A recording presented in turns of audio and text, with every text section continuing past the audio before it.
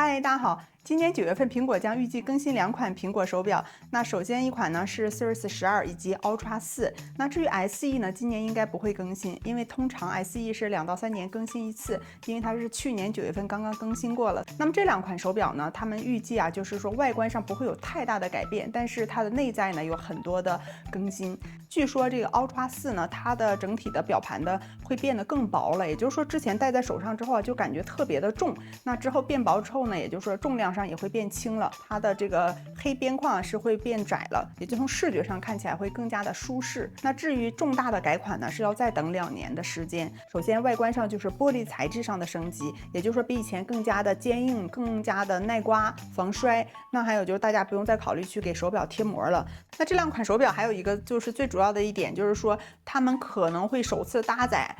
Touch ID， 也就是說指紋解鎖功能。那麼給我們帶來的方便點就是不用再像之前在这麼小的這個表盤上去按密碼，然後還有就是說，如果是用手表去進行支付的話呢，它就會變得更加的快捷方便。因為在國外的話呢，大家都會使用這個 Apple Pay 去支付，所以說呢，如果是用手表直接去支付的話呢，就會省很多的時間。所以說這個 Touch ID 就會起到最重要的作用。那另外一個呢，還有就是它最主要升級的點是背面的這個圓環的部分。大家看到現在的呢是有4個小的圓環，它這個就是傳感器。那麼接下來呢，在新一代上它會升級成8個圓環。那也就是說，在它監測心率啊，然後脈搏啊，還有就是包括你的運動啊，還有就是高血壓預警方面是變得更強更準了。那其實啊，以前呢，在去年其實美國已經上線了這個高血壓預警的這個功能，但是到今年呢，其實才是真正的高血壓預警。因為去年以前這些都是叫高血壓趨勢預警，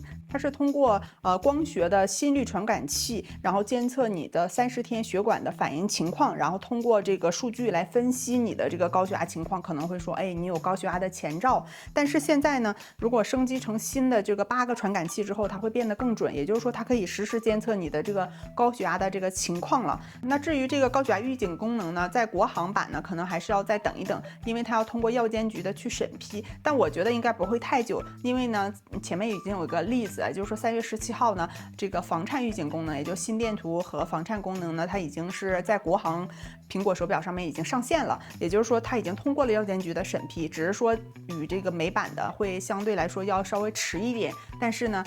它還是會有的這個功能。所以在新款手表上呢，我相信啊，它的心電圖和房顫預警功能呢也會變得更強。可能有的人覺得，哎，我到底是否需要這個功能？那隨着現在年輕人的這個生活啊，工作壓力非常的大，可能就伴隨着焦慮啊，然後抑鬱啊，或者失眠啊。我覺得就是如果你休息不好，這個心臟跳動不規律，這個是很正常的。但是你可能沒有太去注意，但是手表會監測你這個問題，把你的這個跳動節奏啊，是如果有不規律，它會及時提醒你說你可能有房顫的風險，然後讓你稍微注意一下，或者及時去醫院檢查。關鍵時刻真的是能保命的，因為現在這個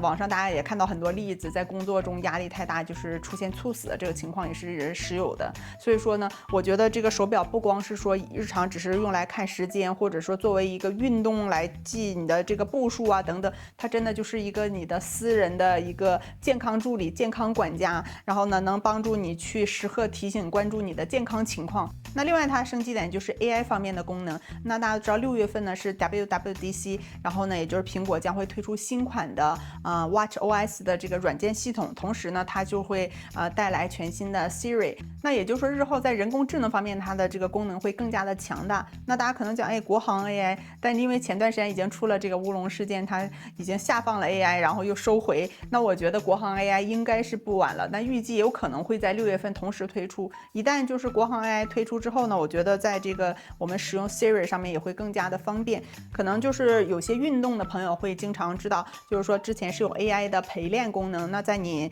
跑步的時候，你可以知道你跑了幾公里啊等等，報你的這個公里數。但現在的話，它這個 AI 陪練功能呢會變得更加的人性化，也就是说它會在過程中為你打氣，為你加油，然後呢同時就是給你一定的情緒價值。我覺得這個就非常的方便。那另外還有一個就是非常實用的點，就是它會增加一一個實時翻譯的功能。那如果说增加了實時翻譯，也就是说我們日後啊戴手表的时候出去就不用说完全考慮说，哎，一定要带一个 AirPods Pro 去进行实时的翻译，那这个手表呢，它就可以实时的去完成这件事情。那最近在美国有一个电车的品牌呢，他们就是在针对苹果手表开发了一个 App， 也就是说，当车主带着苹果手表呢，就可以为你的车去解锁，就相当于一个车钥匙，然后还有可以远程操控开关你的空调，去调节空调的温度，所以说就非常的方便。那我觉得这个功能可能是日后都会普及的，日后就是可以不用完全带着这个车钥匙，用你的手表呢去操控一切，就可以更加的方便了。那目前还有小道消息称啊，今年的苹果手表呢还会增加前置的摄像头来做 AI 视觉搜索，但这个消息目前呢还没有完全的证实。那即便这一代它如果没有增加前置摄像头，但是我觉得应该也是不远了。那另外呢，这两款手表呢，它的就是续航时间呢其實沒有太大改變，但是啊，它們的這個充電時間會縮短。也就是說，以前可能你要放在那充的時間更久一點，但現在你可能去洗個澡的時間，它就已經充滿了，所以說它的充電速度會更節省時間了。這兩款手表呢，它們的價格呢是不會有任何改變的。那預計呢是和之前的老款是一樣的。也就是說，如果你現在打算入手手表的話呢，我建議你可以等一等，然後呢再等幾個月之後，你就可以拿到新款了。那今天的內容就分享到這裡了。如果大家喜歡我的視頻，記得訂閱我的頻道，我的視頻點讚留言哦。感謝大家的收看，我們下期見啦，拜拜。